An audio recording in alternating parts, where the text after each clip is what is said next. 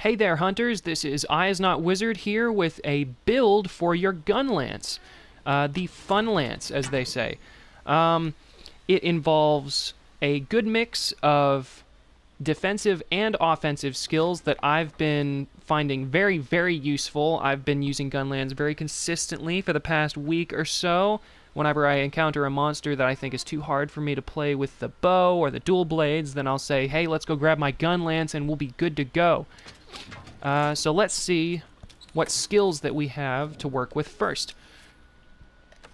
We've got Uragan Protection, which comes from wearing 3 pieces of the Uragan armor. This supplies you with the Guard Up skill, which makes you able to guard attacks that you could not block before. And with the Lance and Gun Lance, that means that you'll be able to block every attack in the game, no matter what it is, including Teoster's explosive Supernova, I think Xeno'jiiva's Super Beam laser that it fires from its mouth, and all of that stuff. Very, very useful skill to have for a defensive shield lance. We have Part Breaker level 3, which gives you 30% extra damage on breakable monster parts, which for the gun lance, I think that is very, very useful. It has lots and lots of synergy, since the shells from the gun lance do a fixed amount of damage no matter what part of the monster they hit. They completely ignore the armor and the weak points of the monster, and they just do that damage no matter what. So Part Breaker level 3 makes it very easy to make just parts fly off the monster. We also have Artillery level 3, which increases the power of each shell attack by 30%, including your Wyvern's Fire, and reduces the Wyvern's Fire cooldown by 50%. So that means that you can use your super-powered Wyvern's Fire twice as much as you could before, which is very, very useful. With artillery level 3, you'll be doing around 300, maybe a little less than 300, but it's floating around there, damage every minute or so. It's very, very useful to have that big burst attack up so often. We also have Guard level 3, which greatly decreases the impact of attacks and reduces stamina depletion when guarding by 15%. This pairs very, very well with the Uragan Protection, because level 3 is where the guard gets the great decrease to impact instead of the slightly or very slightly, which means that no matter what attack that you're guarding, you're almost always going to be still rooted in place. You can react almost immediately after blocking an attack, which is super useful for staying on top of the monsters 24/7. We have level 2 Thunder Resistance, which is just a little side effect from using the Uragan set pieces, which gives you 15 positive thunder resistance, which I guess is fine. So far, I've made a couple different mixed armor sets, either that I've found online or that I've made myself, and all of them seem to have the same trend. They always have very, very low resistances, almost all of them in the negative, except for maybe one skill. But this time around, I think is a little bit better. We've got positive 11 and positive 15 in Thunder, which is better than negative. As far as the gems that I have, it looks like we have an attack gem, a water resistance gem, and I think this defense level 1 actually comes stock on the Uragan arms. If you have better gems that you can use on this armor set, then by all means go ahead to gem in those attack gems or speed sharpen gems. Those would definitely help out. But for me, I just have crap luck whenever I'm fighting those tempered elder dragons. Either that or I just don't fight them enough. That's probably it. But yeah, these are just kind of throwaway gems that I didn't have anything else to put into those level 1 slots on this armor. We also have Capacity Boost, which comes from the Dodogama Greaves B. Dodogama Greaves B, because I think it either gives me blast resistance or another level of artillery. Either way, it's not really something that this set really needs. So instead of having a useless skill attached to my legs, I went for the beta piece and got the Capacity Boost, which is all that we really need them for, and an extra level 1 slot, which is always useful. We've also got a Bombardier gem stuck in someplace and a Divine Blessing gem stuck in someplace. So that is 1, 2, 3, 4 level 1 slots. You could gem in basically whatever you wanted. You could have level 4 attack for that extra affinity. You could have sharpness or the speed sharpening. That only requires 3 gems, and both of those are very useful. Or whatever you feel like putting in there, honestly. It doesn't matter to me. So those are all the skills that we've got. Let's go over which armor pieces you'll be needing exactly. And these are very easy armor pieces to make, considering that the only piece of beta gear that we have are the Dodogama Greaves B. So let's see, we have the Baroth Helm A, which will give us Guard level 2.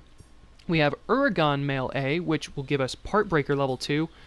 Uragon Vambraces A, which is Guard, another level of Guard and a defense boost, so that's where all of our Guard comes from, is the Baroth Helm and the Uragon Vambraces.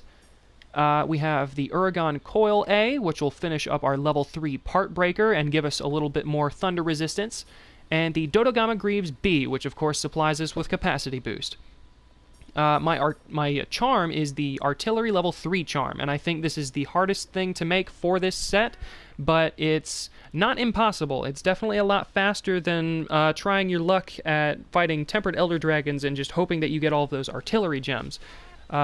This is pretty easy to make. You need Anjanath pieces for the level 1. Going from level 1 to level 2, it will require a Wyvern gem and I believe some more Anjanath gear. Going from level 2 to level 3 upgrade, it will require a bunch of Teostra horns. I think it's 3 or 4 Teostra horns and a Teostra gem. So by far, this is the hardest thing to make. The Uragon Mail, I believe, also requires an Uragon Ruby, which is a little bit rare, but if you're doing those weekly limited bounties, then it shouldn't take you too terribly long if you already have one of your gold Wyverian prints available, and the only thing you need is to fight some Teostra or some Uragon, whichever you feel like fighting. The weapon, I think this is the nicest part about this armor set, since it doesn't have any particular need for a weapon with high affinity or a specific elemental type. You can use basically whatever you want. And so far, I've been flip-flopping between 2 specific gun lances. That is the Earthshaker Magdalahat, which comes from Zora Magdaros. It's got a fairly decent amount of raw damage. It caps out at a little bit of blue sharpness, even with Handicraft level 5, but that's not super important. I'll go over that in a little bit. Negative 10% affinity, which is negligible. I don't super care about a super low level of affinity, and with stuff like Diablos and stuff, people usually gem in Weakness Exploit anyway. But the best part, I think, about this is that you have 420 blast damage, which is huge. That's a lot of blast damage to have on this thing. And it also comes with long shelling level 4, which that's the odd part about Monster Hunter right now, is that there's only 2 gun lances in the game that give you level 4 shelling. That's the Zora Magdaros one, which gives you level 4 long, and the Royal Burst, which is the final upgrade of the Pink Rathian gun lance, which will give you normal level 4. The Pink Rathian one in particular will give you 437 raw damage, a nice bit of blue sharpness, which can easily be gotten to white with 2 or 3 levels of handicraft. 15% positive affinity, which is always nice, better than nothing. And a good amount of poison damage, just some damage there in the background.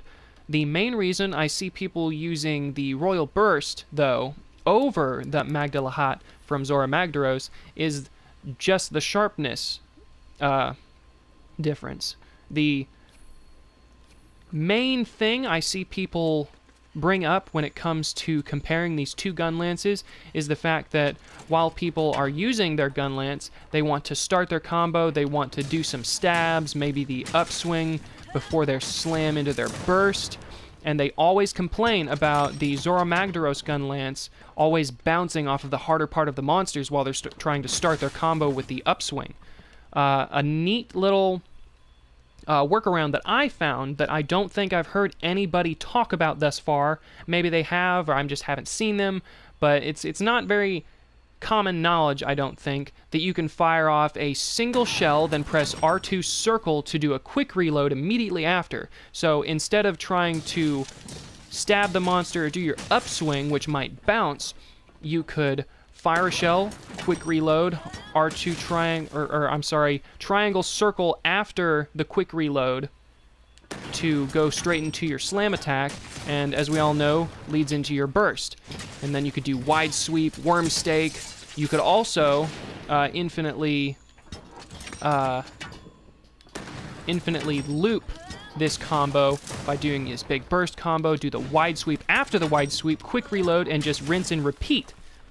So the only difference between the usability of both of these gun lances is that in some situations, while say you're attacking Diablos' horns or Nergigante's horns or something like that, you might need to use a shell quick reload in place of your upswing into slam, which doesn't bother me too much. I think the payoff between having blast damage instead of poison damage and the long shelling type, which can reach further and hit a monster from further away for more consistent shell damage, I think is a good trade-off. But like I said, I'll flip-flop between both of them depending on what I feel like using. So all in all, I think this set is a very nice mixture of attack and defense. Very useful for staying on top of the monster no matter what. Rocksteady Mantle is definitely very useful for this set. I almost always start off with Rocksteady Mantle as soon as I start attacking a monster so I can get off 2 or 3 bursts while they're busy roaring at me. But as far as skills go, if you've found something better to use in conjunction with this Uragan, or if you don't feel like you need Uragan protection, go ahead and let me know what you found down in the comments below. I'll definitely make sure to take note of these and maybe try out some of the builds that you mentioned to me. I'm definitely looking for more ways to improve the damage that I can do overall with this gun lance, but I think it's really fun to focus on doing attacks with your shells, since it's so easy to break parts off the monster and do consistent damage no matter where you're hitting the monster. So if you enjoyed this video, go ahead and give it a like.